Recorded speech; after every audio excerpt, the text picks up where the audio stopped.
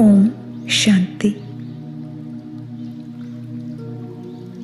నేను బాబ్దాదా యొక్క అతి ప్రియమైన రాజా బిడ్డను. పరమాత్మునికి ప్రియమైన బిడ్డను.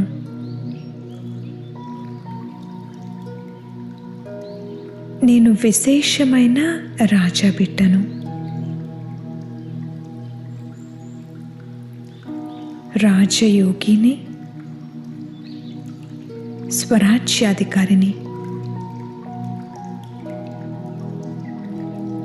నేను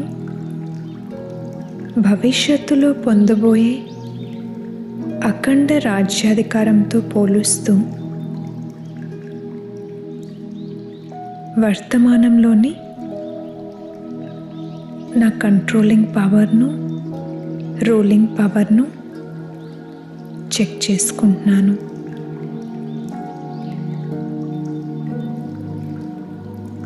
నా కర్మేంద్రియాల రూపీ గుర్రాలపై స్వయం యొక్క కంట్రోల్ను చెక్ చేసుకుంటున్నాను.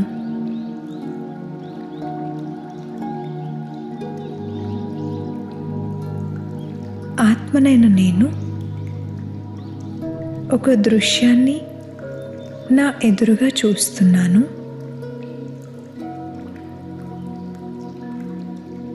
ఒక విశాలమైన భవ్యమైన కోట,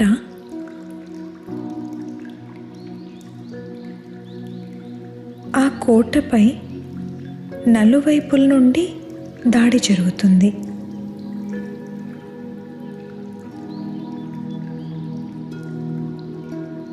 ఆ కోట గోడలపై రకరకాల ఆయుధాలతో దాడులు జరుగుతున్నాయి.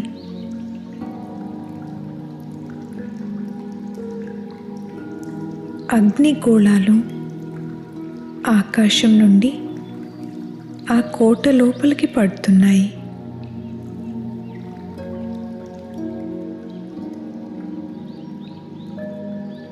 శత్రువులు ఆ కోట ద్వారాలను పడగొట్టేందుకు ప్రయత్నిస్తున్నారు.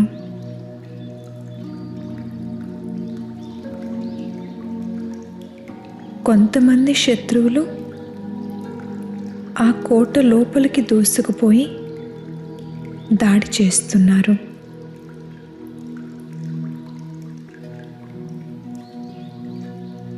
రాజు మరియు అతని సైన్యం యుద్ధం చేస్తున్నారు, కానీ వారు భయపడుతున్నారు.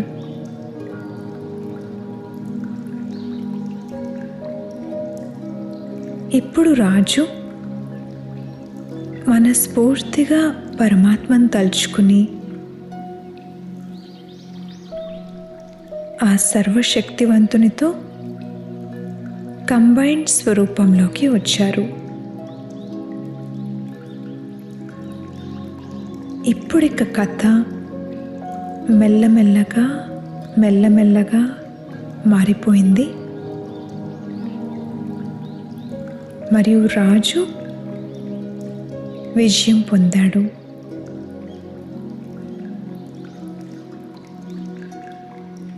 ఈ యుద్ధం యొక్క దృశ్యం వర్తమాన సమయంలో నా పురుషార్థి జీవితం యొక్క సూక్ష్మ దృశ్యం.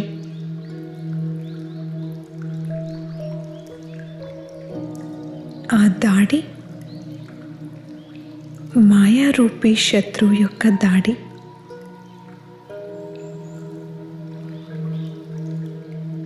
ఆ అగ్నిగోళాలు వాయుమండలంలో వ్యాపించిన నెగటివ్ సంస్కారాలు.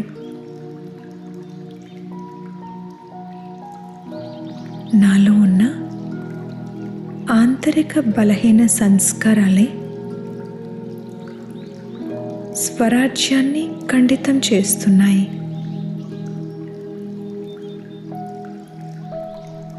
విశేషంగా వ్యర్థం ఆలోచించడం,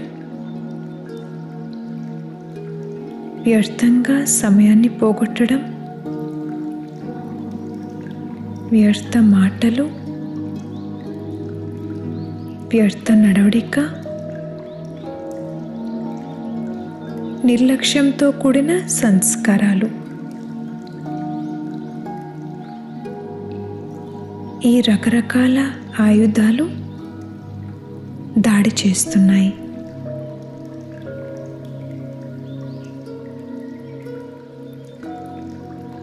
నాలో దాగి ఉన్న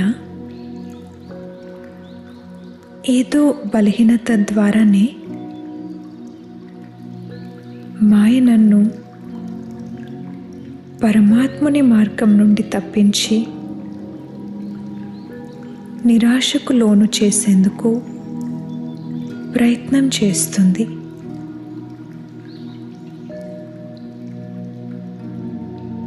సరిగ్గా ఆ సమయంలోనే సర్వశక్తివంతుడైన తండ్రి భాగ్యశాలి బిడ్డనైన నన్ను తన వానిగా చేసుకుని సూచన ఇచ్చారు. బచ్చి, ఇప్పుడిక భయపడకండి.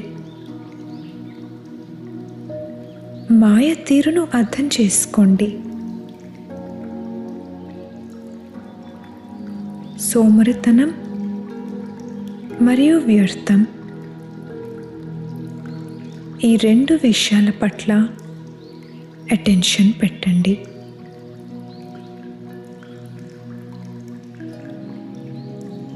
నేను బాబా తోడు మరియు కంబైన్డ్ స్వరూపం యొక్క ప్రాక్టికల్ అనుభవాన్ని ఎమర్జ్ చేస్తున్నాను.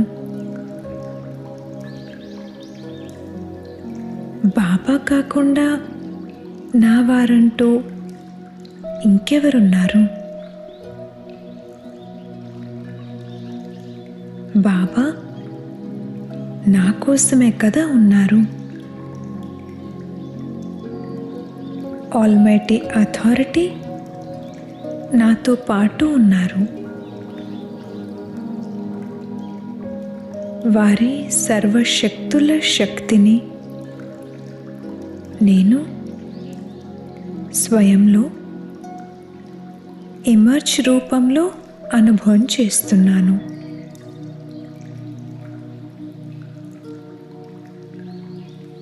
ఇప్పుడిక మాయ దాడి చేయటం లేదు. మాయ ఓడిపోతుంది.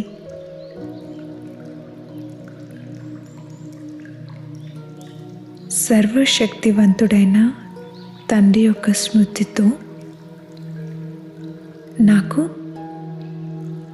ధైర్యం మరియు నిశ్చింతత అనుభవం అవుతున్నాయి. నేను ప్రతిరోజు నా కర్మేంద్రియాల దర్బారు పెట్టి నా స్వరాజ్యాన్ని సంభాళిస్తున్నాను.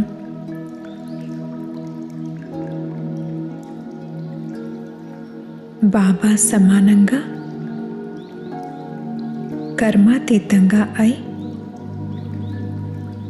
బాబాతో పాటు వెళ్ళేందుకు సిద్ధమవుతున్నాను. నేను బాబా శక్తిని స్వయంలో అనుభవం చేస్తున్నాను.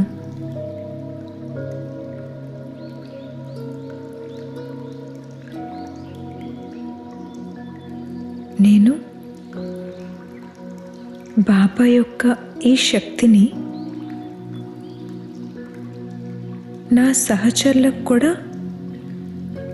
అనుభవం చేయిస్తాను.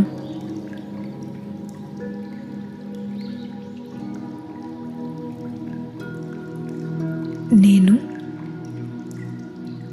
ఇతరుల విషయాలను, ఇతరుల తప్పులను నాలో ఇముడ్చుకునే రాజును.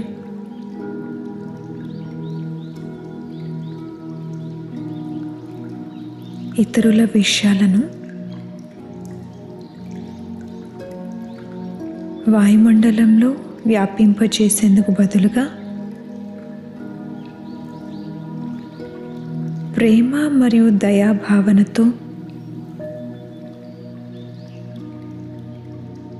వాటిని నాలో ఇముడ్చుకునే గొప్ప రాజును.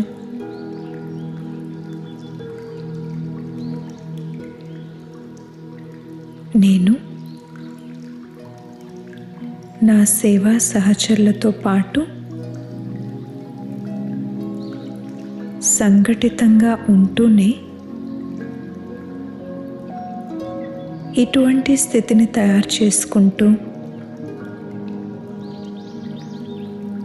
తక్కువ శ్రమతో ఎక్కువ సఫలతను పొందే ఆత్మను.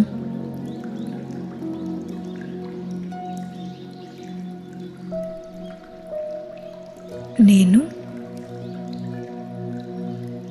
బాబాతో పాటు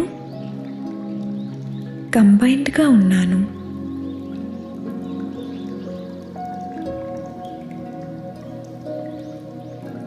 నేను స్వరాజ్యాధికారి ఆత్మను.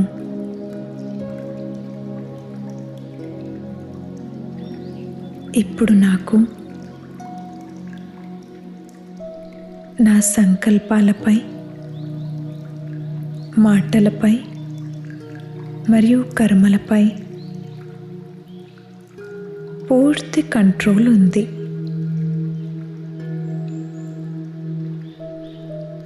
నేను తీవ్ర పురుషార్థిని.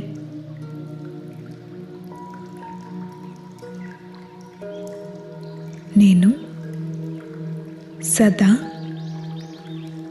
ఇతరులకు శుభభావన, శుభకామన యొక్క సహయోగాన్ని అందించే శుభచింతక ఆత్మను. నేను అఖండ రాజ్యానికి పాత్రుడిని.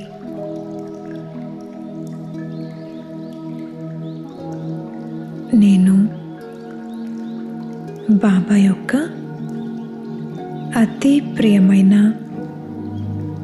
రాజా బిడ్డను.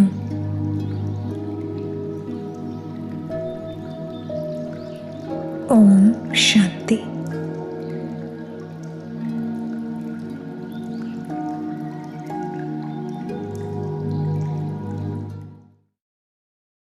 ఓం శాంతి. మధురమైన పిల్లలారా, యోగ బలం ద్వారా ఈ ఉప్పునీటి కాలువను దాటి ఇంటికి వెళ్ళాలి కనుక ఎక్కడికి వెళ్ళాలో ఆ లోకాన్ని స్మృతి చెయ్యండి.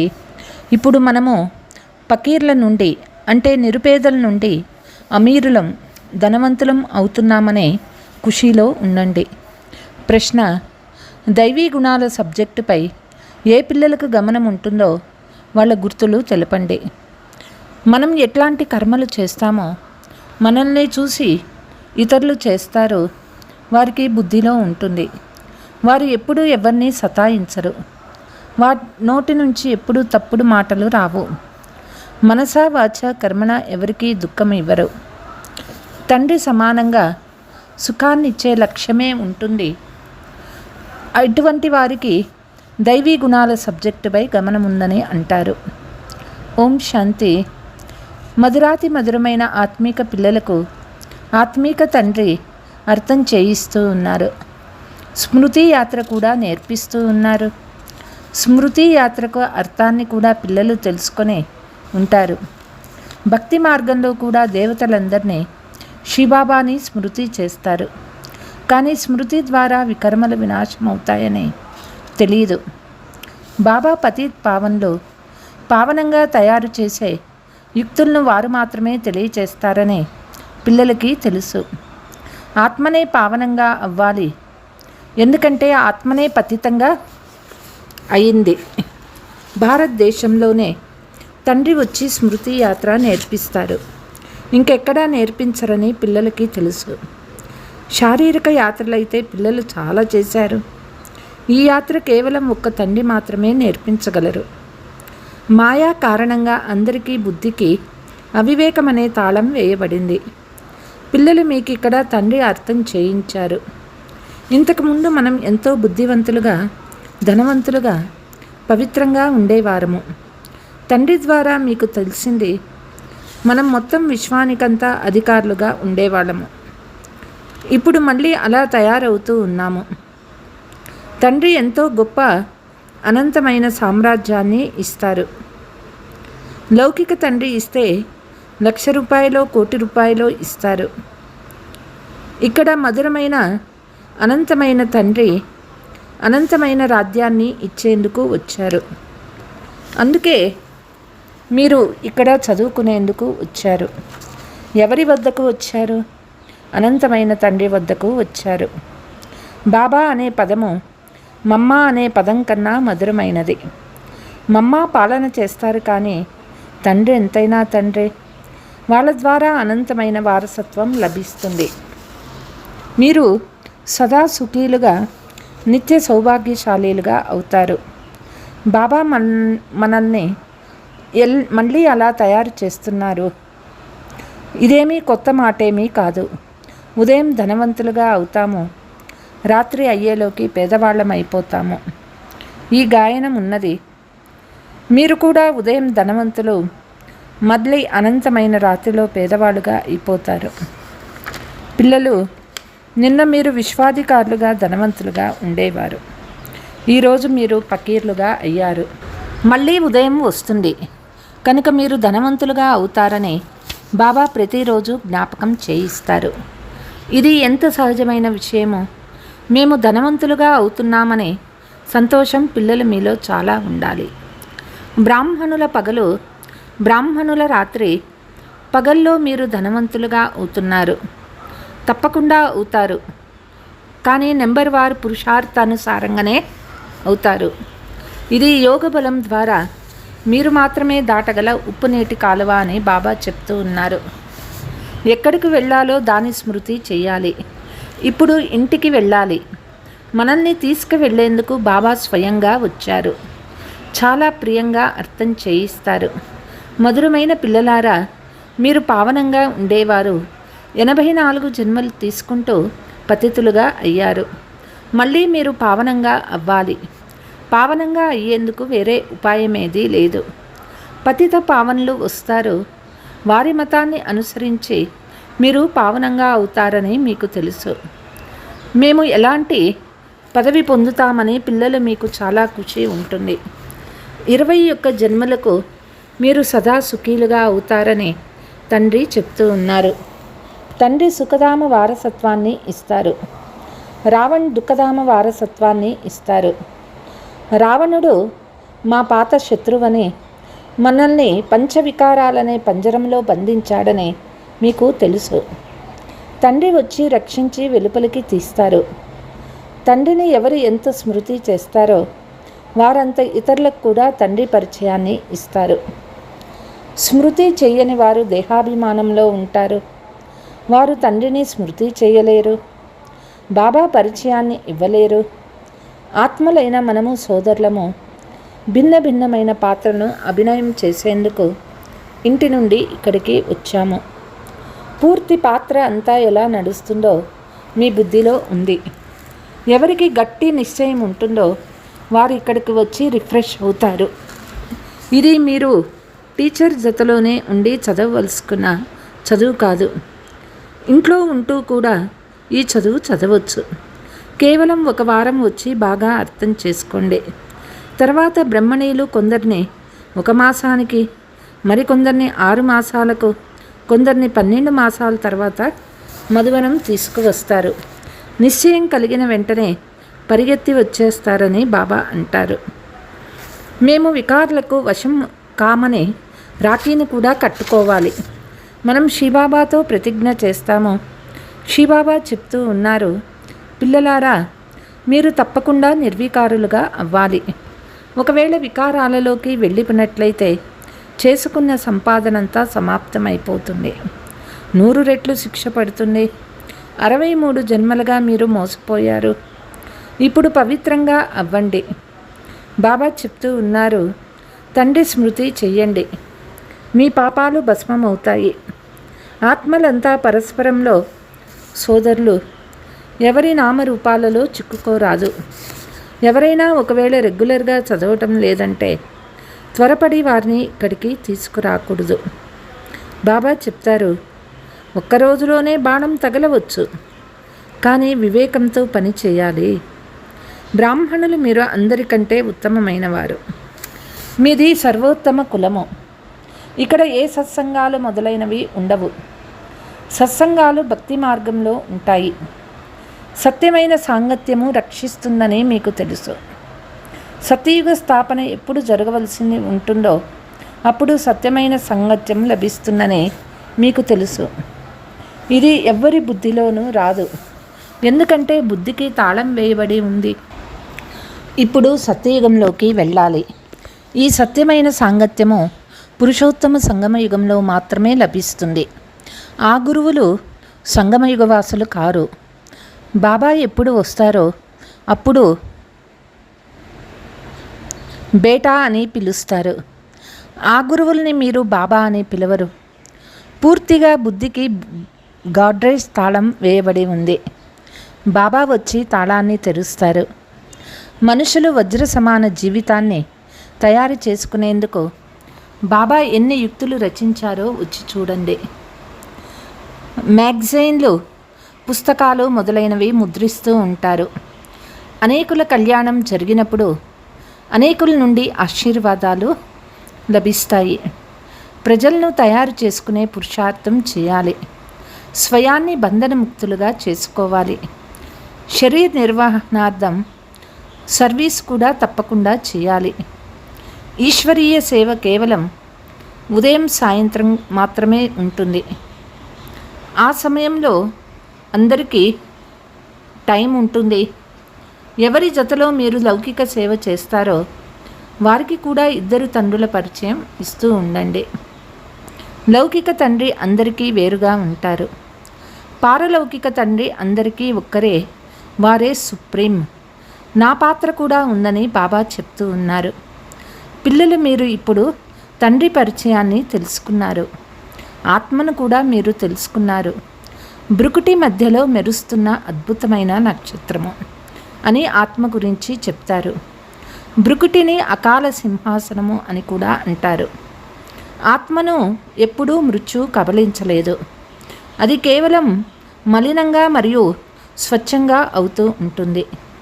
ఆత్మ సింహాసనం బ్రుకుటి మధ్యలో శోభిస్తుంది. తిలకము గుర్తును కూడా అక్కడే కదా మనం పెట్టుకునేది. మనమే రాజతిలకము పొందే యోగ్యత తయారు చేసుకోవాలి. బాబా అందరికీ రాజతిలకం ఇస్తానని కాదు, మనకి మనమే తయారు చేసుకోవాలి. ఎక్కువ సర్వీస్ ఎవరు చేస్తారో బాబాకి తెలుసు. మ్యాగజైన్లో కూడా చాలామంది లెటర్స్ వస్తాయి. జతలో మీ వికర్మలు వినాశం అయ్యేందుకు యోగం చేసే శ్రమ కూడా చేయవలసి ఉంటుంది. రోజుకు మీరు మంచి రాజయోగులుగా అవుతూ ఉంటారు. శరీరం వదిలి వెళ్ళిపోవలసి వస్తుందని అర్థం చేసుకుంటారు. సూక్ష్మవతనం వరకు పిల్లలు వెళ్తారు. మూలవతనం ఆత్మలైన మన ఇల్లు అని కూడా బాగా తెలుసుకున్నారు.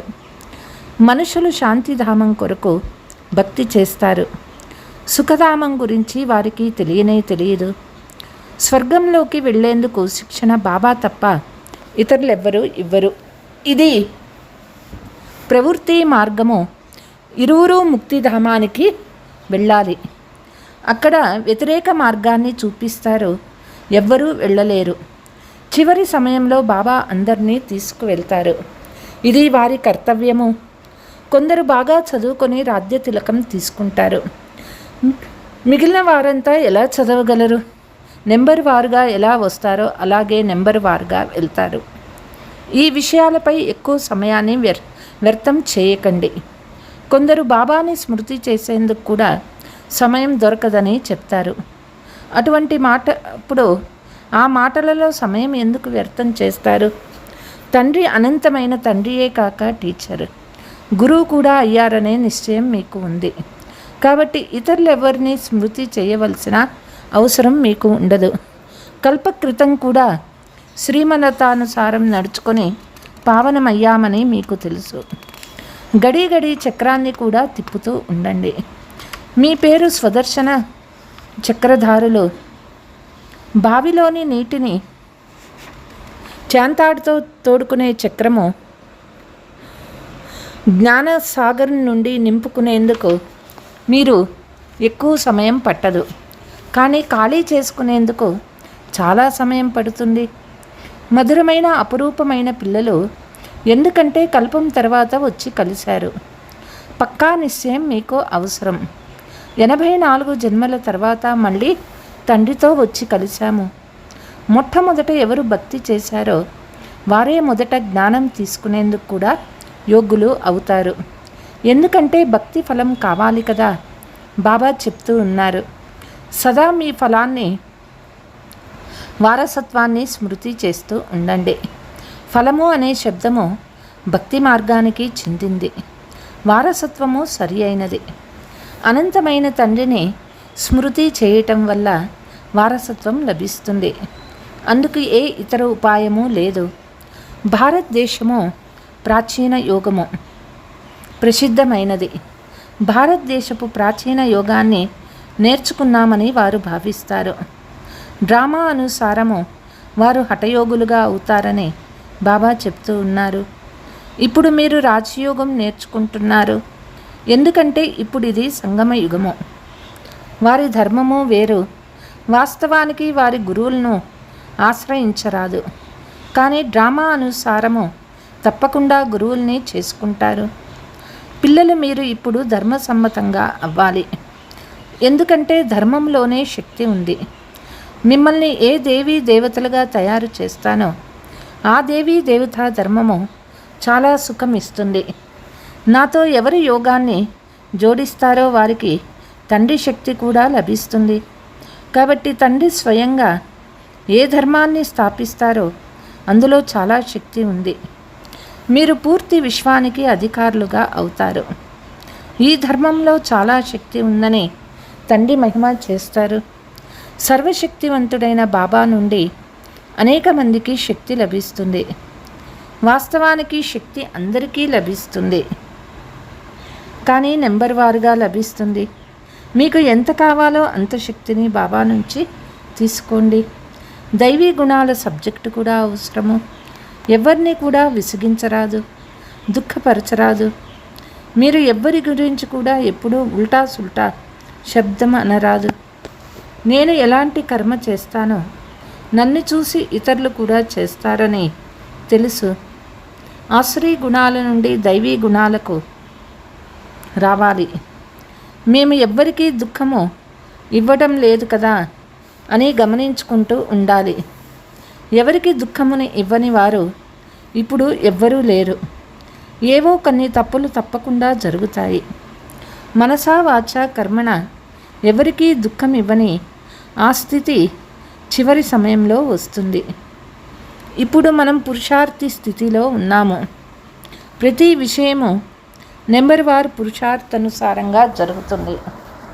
అందరూ సుఖం కొరకే పురుషార్థం చేస్తారు, కానీ సుఖాన్ని ఇచ్చేవారు ఒక్క బాబా తప్ప మరెవ్వరూ లేరు. సోమనాథ మందిరంలో ఎన్ని వజ్రవైడూర్యాలు పొదగబడి ఉంటాయి. అవన్నీ ఎక్కడ నుండి వచ్చాయి? ఎలా ఐశ్వర్యవంతులయ్యారు? రోజంతా ఈ చదువును గురించి చింతనలోనే ఉండాలి. గృహస్థ వ్యవహారంలో ఉంటూ కమల పుష్ప సమానంగా పవిత్రంగా అవ్వాలి. మీరు ఎటువంటి పురుషార్థం చేశారో అందుకే మాల తయారయ్యింది. కల్పకల్పము తయారవుతూనే ఉంటుంది. మాల ఎవరు స్మృతి చిహ్నమో మీకు తెలుసు. మాలను స్మరణ చేసి చాలా తన్మయం పొందుతారు. భక్తిలో ఏం జరిగేది, జ్ఞానంలో ఏం జరిగేది ఇది కూడా మీకు తెలుసు. మీరు ఇతరులకు ఎవరికైనా అర్థం చేయించవచ్చు. పురుషార్థం చేస్తూ చేస్తూ చివరి సమయంలో చివరి రిజల్ట్ కల్పకృతం వలె ఏర్పడుతుంది. ప్రతి ఒక్కరూ స్వయాన్ని పరిశీలించుకుంటూ ఉండాలి. మేము ఇలా అవ్వాలని మీరు అనుకుంటారు. పురుషార్థం చేసే ముందు కొనేందుకు అవకాశం లభించింది. నెంబర్ వారు పురుషార్థానుసారంగా బాబా మనల్ని స్వాగతం చేస్తారు. పిల్లలు మీరు ఎలా స్వాగతం చేస్తారో దానికంటే ఎక్కువగా బాబా పిల్లల్ని స్వాగతం చేస్తారు. మిమ్మల్ని స్వాగతం చేయుట బాబా యొక్క కర్తవ్యము. స్వాగతం అనగా సద్గతి. ఇది సర్వశ్రేష్టమైన సాంగత్యము. మిమ్మల్ని అందరినీ ఆహ్వానించేందుకు తండ్రి వచ్చారు. అచ్చా, मीठे मीठे सिकीलते बच्चों प्रति मात पिता बाप दादा का याद प्यार और गुड मॉर्निंग. रूहानी बाप के रूहानी बच्चों को नमस्ते. हम रूहानी बच्चों के रूहानी मात पिता बाप दादा को याद प्यार गुड मॉर्निंग नमस्ते नमस्ते. ధారణ: అనేక మంది నుండి ఆశీర్వాదాలు పొందేందుకు కళ్యాణకారులుగా అవ్వాలి. శరీర నిర్వహణార్థం కర్మలు చేస్తూ స్వయాన్ని బంధనాల నుండి ముక్తులుగా చేసుకుని ఉదయం సాయంత్రం తప్పకుండా ఈశ్వరీయ సేవ చేయాలి. ఇతర విషయాలలో మీ సమయాన్ని వ్యర్థం చేయకండి. తండ్రిని స్మృతి చేసి శక్తిని తీసుకోవాలి. సత్యమైన సాంగత్యంలోనే ఉండాలి. మనసా వాచ కర్మణ అందరికీ సుఖమిచ్చే పురుషార్థం చేయాలి. వరదానము: పవిత్రత యొక్క వరదానాన్ని స్వంత సంస్కారంగా చేసుకునే పవిత్రమైన జీవితాన్ని తయారు చేసుకునే శ్రమ నుండి ముక్తి భవ.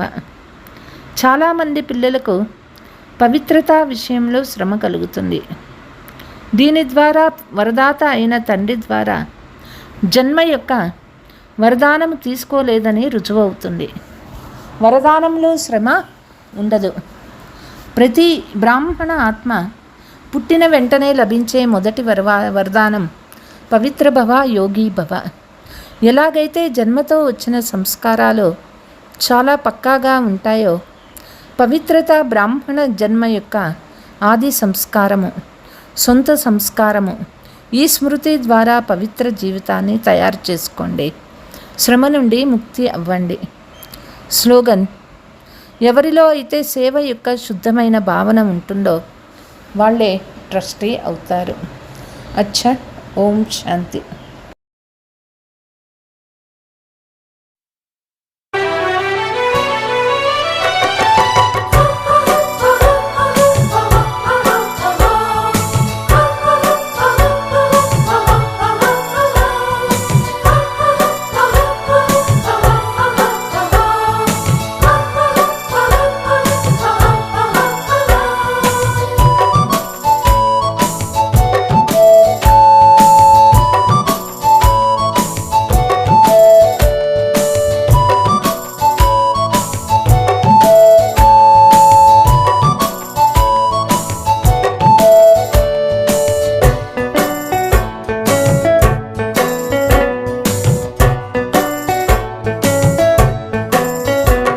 జగత్తు ఒక్క మాటపై పదండి శాంతిధామము. జగత్తు ఒక్క మాటపై పదండి శాంతిధామము. అనంత విజయ శిఖరముపై ధ్వజమునెత్తి సాగుతూ, అనంత విజయ శిఖరముపై ధ్వజమునెత్తి సాగుతూ, మురళి పాఠశాలలో జన్మధన్యమౌనులే. మురళి పాఠశాలలో జన్మధన్యమౌనులే. మనని మనము మరిచిపోతూ పరమపిత సేవలో, మనని మనము మరిచిపోతూ పరమపిత ప్రేమలో.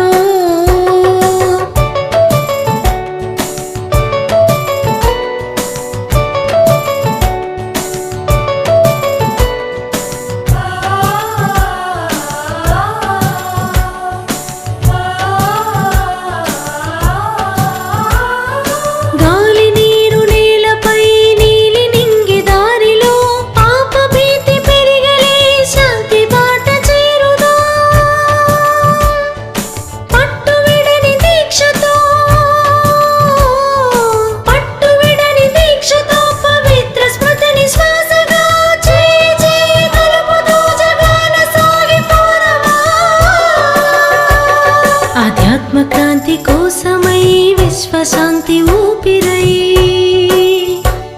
ఆధ్యాత్మక్రాంతి కోసమై విశ్వశాంతి ఊపిరై, చిటారు కొమ్మనూగుతూ పదండి శాంతి ధామము. మనని మనము మరిచిపోతూ పరమపిత ప్రేమలో.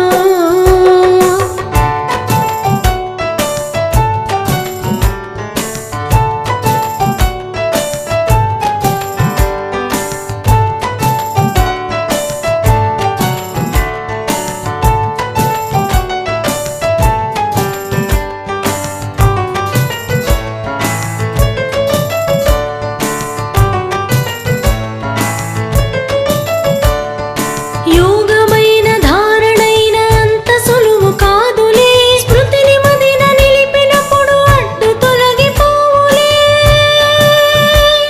పడద్దు మనము మాయలో, పడద్దు మనము మాయలో, ప్రలోభ పెట్టు లోయలో, సర్వశక్తివంతుడైన తండ్రి తోడు కలదులే. నిరంతరం హుషారుగా నిరాశ వీడి హాయిగా, నిరంతరం హుషారుగా నిరాశ వీడి హాయిగా, పెదవి నిండా నవ్వు నింపు ప్రేమ పంచు సీమలో. మనని మనము మరిచిపోతూ పరమపిత సేవలో.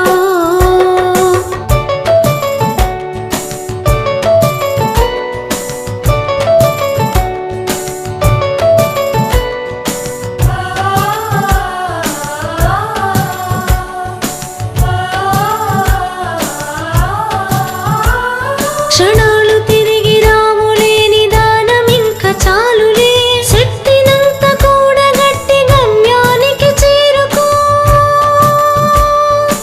ఈ సలహాననుసరిస్తూ, ఈ సలహాననుసరిస్తూ సుఖము శాంతి ఎందుకు, విశాల గగన వీధిలో జగాన్ని మరచి సాగిపో. ప్రతి క్షణం తపస్విగా జీవితాన్ని మలచుకో, ప్రతి క్షణం తపస్విగా జీవితాన్ని మలచుకో. హుషారుగా ప్రయాణమైన వీణ జీవ సరళిలో, మనని మనము మరిచిపోతూ పరమపిత సేవలో. జగత్తు ఒక్క మాటపై పదండి శాంతి ధామము, జగత్తు ఒక్క మాటపై పదండి శాంతి ధామము. అనంత విజయ శిఖరముపై ధ్వజమునెత్తి సాగుతూ, అనంత విజయ శిఖరముపై ధ్వజమునెత్తి సాగుతూ, మురళి పాఠశాలలో జన్మధన్యమౌనులే, మురళి పాఠశాలలో జన్మధన్యమౌనులే. మనని మనము మరిచిపోతూ పరమపిత సేవలో, మనని మనము మరిచిపోతూ పరమపిత